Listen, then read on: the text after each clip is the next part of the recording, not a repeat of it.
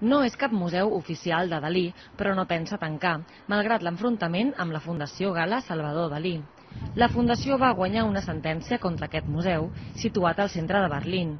La galeria alemanya, però, va apel·lar i continua rebent visitants.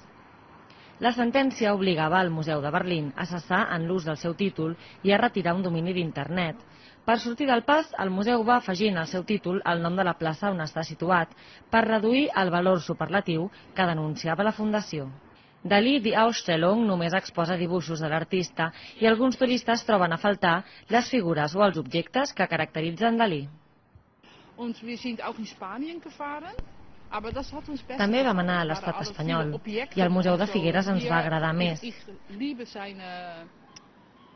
M'agraden els seus dibuixos perquè tenen alguna cosa estranya, però aquí a Berlín se m'ha fet una mica monòton.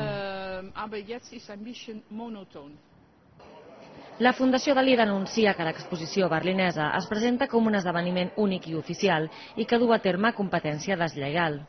La direcció de la galeria insisteix que són un museu legal i reconegut per la llei alemanya i continuen fent publicitat per atraure visitants. El Potsdamer Platz, al cor de Berlín, és on es troba aquest museu de l'artista de Figueres. Actualment està a l'espera que el jutjat dicti sentència en segona instància, però de moment continua amb les portes obertes per rebre els turistes que vulguin conèixer l'obra de Dalí.